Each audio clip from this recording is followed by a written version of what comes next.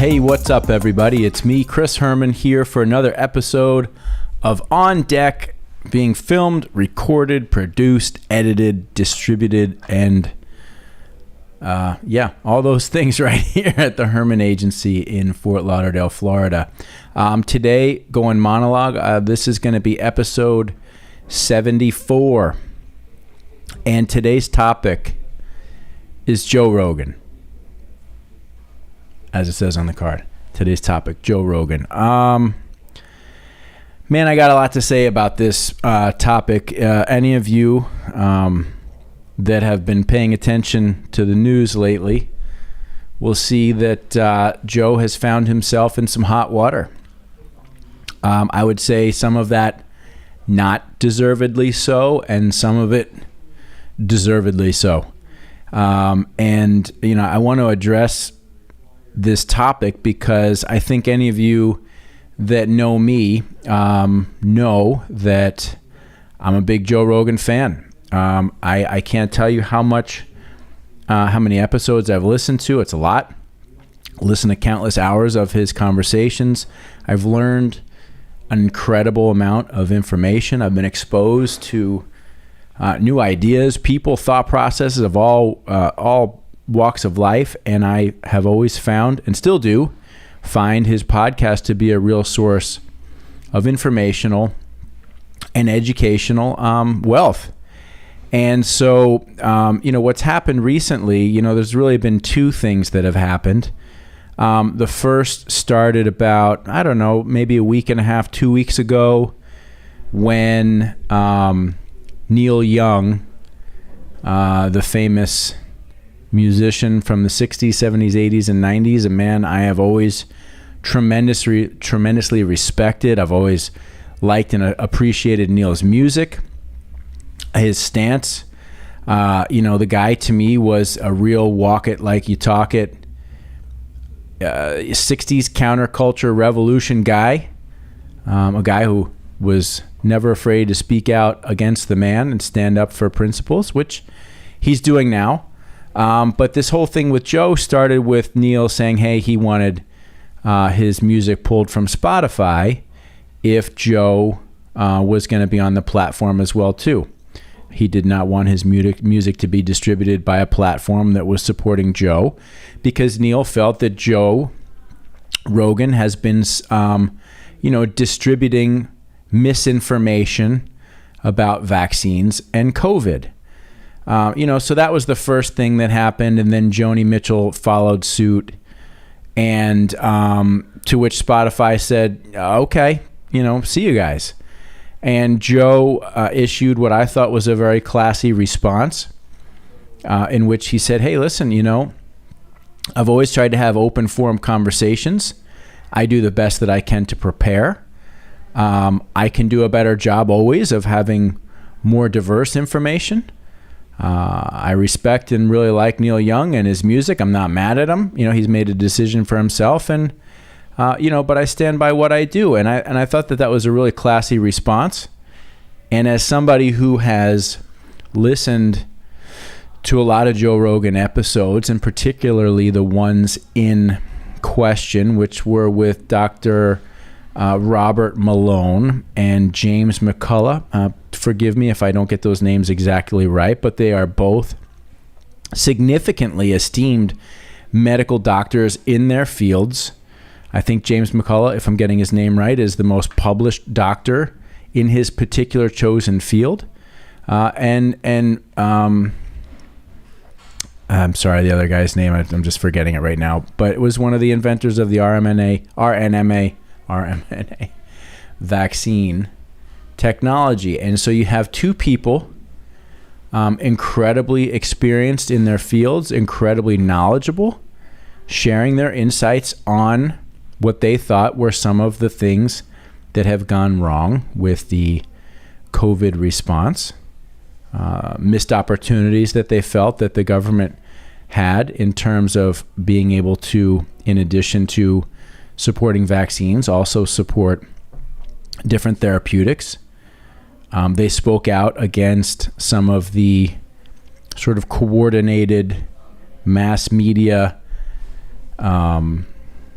dialogue about some of the treatments that have been successful for many people, but have been branded as horse dewormers. And you guys you're all up to speed here, but I listen to these conversations, and I think anybody with a brain on their head listens to these conversations and is able to choose, the information that they think is valuable, and sort out some things that maybe they don't totally agree with. I think sometimes Joe stands a little bit too firm in the, in the therapeutic side, and because that worked for him.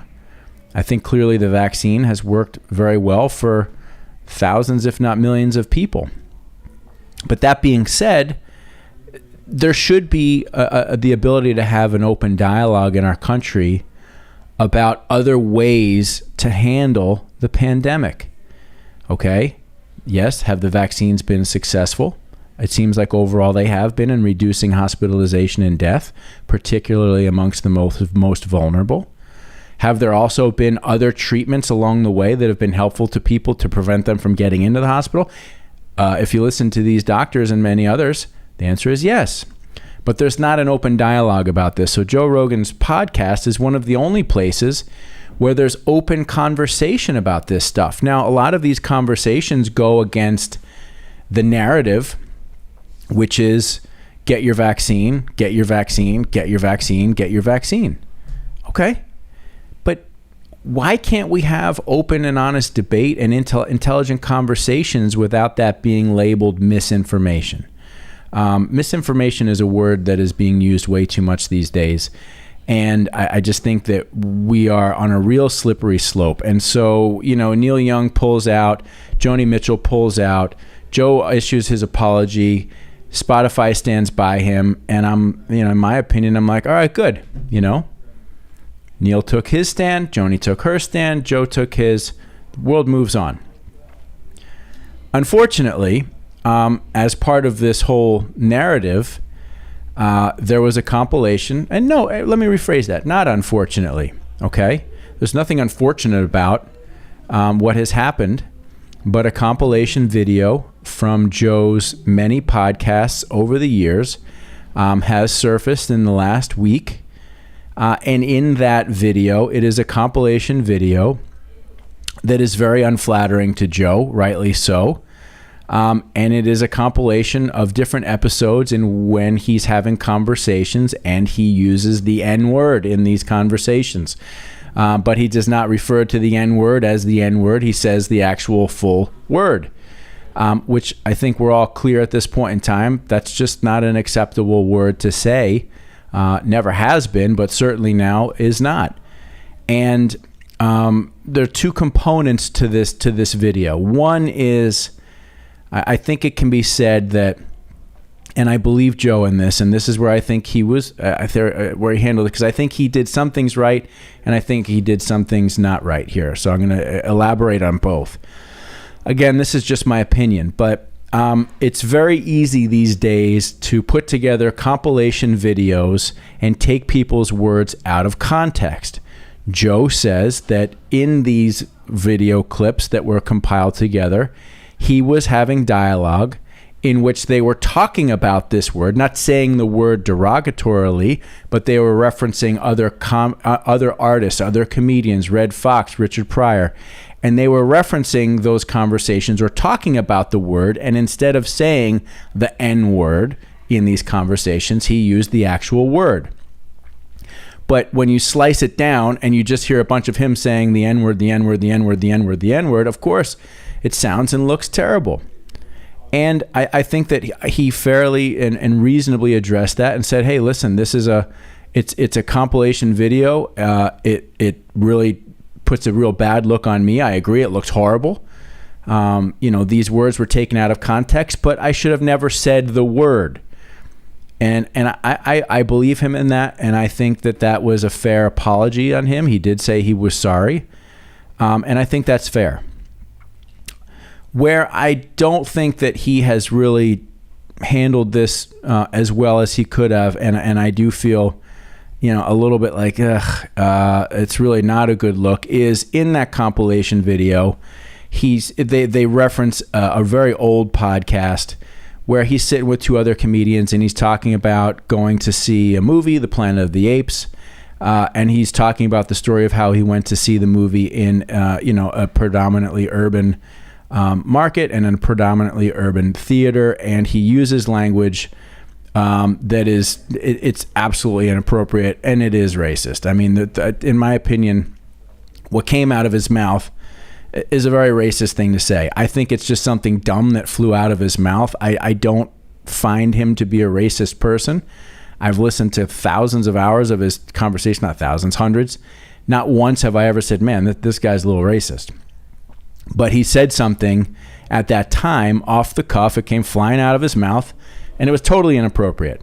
And when he brought that up in his second apology video, I don't think that he really did a good enough job of acknowledging that he really said that and that what he said was racist and hurtful. I think he really needed to go further there. And so that's why I'm kind of torn on this situation. And the funny thing is this morning I watched Trevor Noah's response video to this apology. And I'm not really a big Trevor Noah fan. I liked Trevor Noah when as he was coming up, but now I feel that he's become very, kind of politicized in a particular direction. And so I'm not always down with his thing, but I listened to his response video this morning and I was like, he makes a good point here. That this particular phrase that Joe used, which I'm not even going to repeat right now, you can all do your own homework. Not good. It's just not good.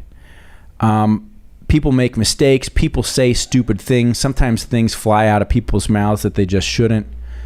Particularly, I guess, if you're a comedian and you're just constantly like throwing shit out of your mouth to see what's funny. Sometimes you make a mistake or you say the wrong thing. But if you do that, you got to really own up to it. And I don't think Joe fully owned up to that. Okay, the guy's under a massive amount of heat right now, and we live in a world where and I guess what I'm getting at is the bigger point here is the world that we're living in, and Joe is a symbol of what we're experiencing. But I don't think that it's just a happenstance that all this stuff happened in the last 2 weeks. I don't. I think there has clearly been an organized effort by somebody or some group to take Joe down. And why would they do that? Well, Joe's audience is typically 11 million people. CNN can't touch that. Tucker Carlson on Fox is 2 million an episode. I mean, Joe's audience and his reach quadruples the mainstream media's prime programs. And that's a real threat because the mainstream media, I think anybody that has half a brain in their head right now is going, this is not a news source. These are not news sources anymore. And they're clearly ideological in nature. They're to the left or they're to the right. Can you really trust what they're saying? But, Joe has a direct line to a large number of people in the world. And he has these open forum conversations where there's a lot of very good and useful information shared. Sure, there's some dumb shit said from time to time. You got to discount that. I mean, think of all the conversations that you have in your life. Is every one of them spot on, dead on accurate? Do you not say things that are dumb? Do you not at times believe something that seems, sensible at the time? Then you look back and go, boy, that was really dumb. He's the first to admit that. But the thing about his show is that it's an open forum and people of all mindsets are on that show. And that's what I really appreciate about it. And I think that's what we need more of in this world. We need more openness in communication. We need more trust and honesty in communication. And we need to listen to each other. And we need to understand we are not all going to agree on everything. It's just not going to happen. There's 8 billion people in the world. You think we're all just going to file in lockstep, all thinking the same thing? Absolutely not. Does that mean that you're not supposed to be, or you shouldn't be, or you shouldn't have a desire to be loving and understanding of all people and all different experiences? Yes, absolutely. We have to find the commonalities as human beings. But we also have to understand that as adults, we can have conversations, we can say things that not everybody's going to agree with, but it doesn't mean it's got to be the end of your life. And a perfect example of this, and I learned my lesson here, because a week ago or 2 weeks ago, Whoopi Goldberg said something really dumb on The View, referring to the fact that the Holocaust wasn't about race. I don't know what she exactly said, but she said something that was significantly insulting to the Jewish people. And, why did she say that? Because her growing up experience and life experience gave her a different view on the topic. And she expressed her feelings, and her feelings hurt a lot of people. And so what they do, they kicked her ass off the show for a period of time. And this is where I learned my lesson. Because when I saw that, I was like, I had a little chuckle, right? Because this whole cancel culture shit has gotten way out of hand. And it definitely feels like it's coming primarily from one direction. So I did have a little chuckle. But I don't remember who it was that I listened to or read on Twitter somewhere. And they were like, no, we're grown adults. Whoopi doesn't need to be taken off the air for what she said, nor does Joe. And I was like, they're right. Absolutely right. I had a little chuckle about it, and I felt bad about that because I thought, boy, that just showed a level of immaturity on my part, to allow myself to be sucked into this sort of the same thought process. And this thought process or what we're seeing playing out right now with this, cancel culture, just fucking bullshit, is nobody can say anything, right? Everybody's afraid to talk. Nobody wants to say what they really think. God forbid you say the wrong thing. God forbid you don't agree 100% with this agenda or that agenda. God forbid you question authority and say, I'm not so sure I'm comfortable with the information that I'm receiving. God forbid you do any of that, right? And God forbid you put it on social media. I shared David Goggins, a post from David Goggins. Many of you know who David Goggins is. Tremendous human being. African-American man who grew up in an incredibly abusive household, suffered extreme racism as a child and as a young man, and still to this day. Ate and drank his way into 320 pounds, going nowhere in life, and he finally got his shit together, and he became a Navy SEAL. The guy's an absolute fucking rock solid inspiration. He's been on Joe Rogan's show. He's a friend of Joe's. He posted a post on Instagram in support of Joe, saying, hey, listen, a lot of people are giving me shit for being a friend of Joe's. I stand by Joe. Is Joe a racist? No. Was Joe stupid for saying the N-word? I almost said it. See, because I'm reading right off. It was written right on the damn post. I almost just said it and just reading it here, and I caught myself, so I'm glad I did. But I'm going to leave that in here, okay? Because I'm quoting from David Goggins' post. And I shared that. And Instagram flagged it and pulled it down, saying that it violated their terms for hate speech. I wasn't saying anything. I was just sharing something that somebody had already said. So this censorship and this environment that we live in it's out of control, okay? It's out of control. We've gotten to a point in this country where nobody can say anything, and I'm not talking about saying something that is hurtful to other people, okay? I'm just talking about having conversations where we as adults are able to express our ideas and our opinions and our feelings about topics.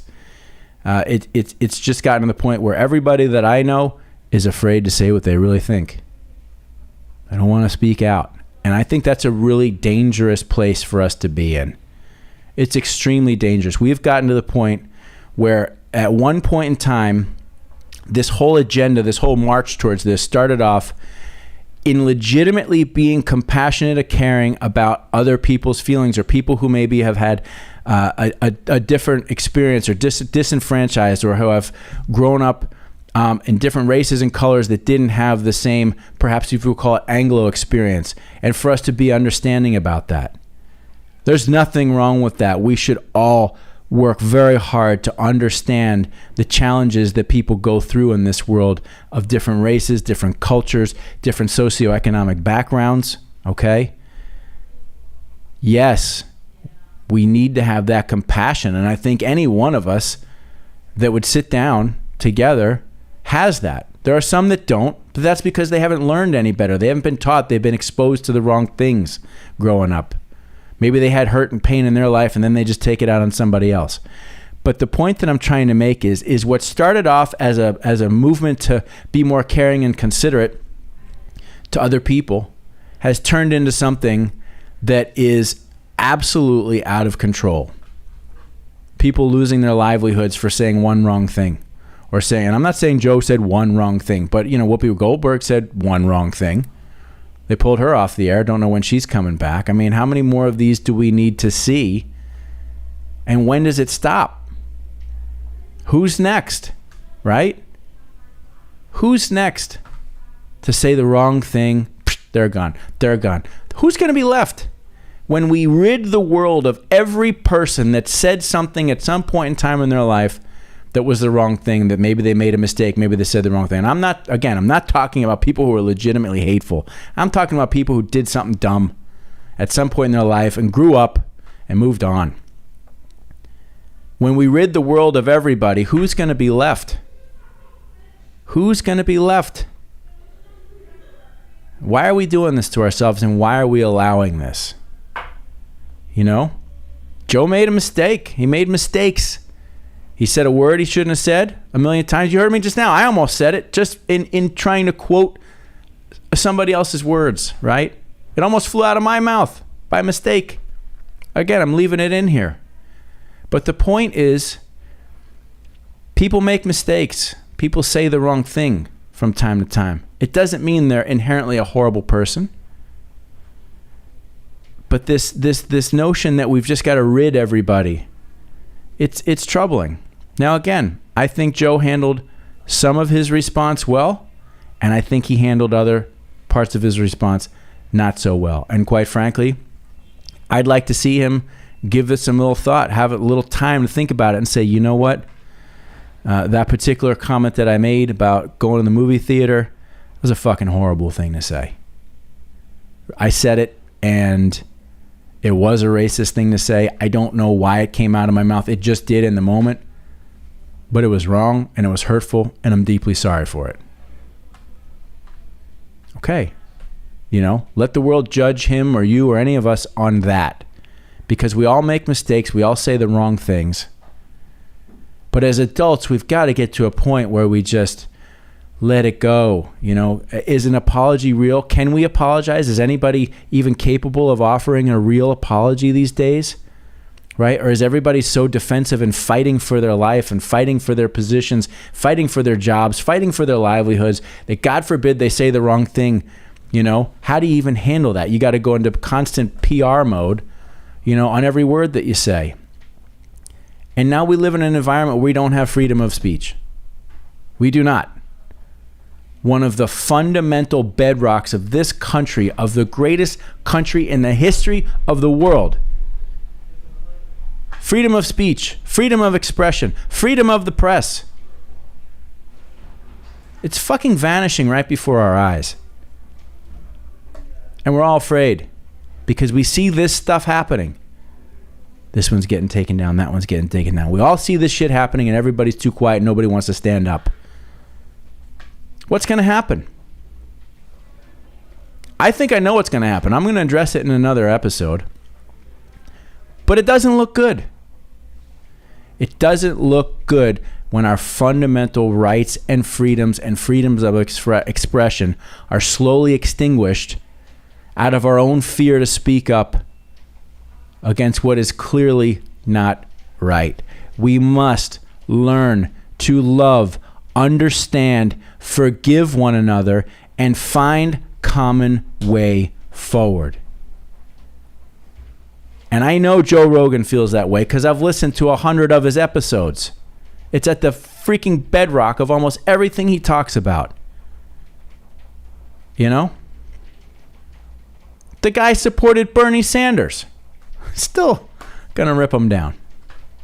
So that's my thought on the topic, ladies and gentlemen. Not particularly a fun or uplifting episode.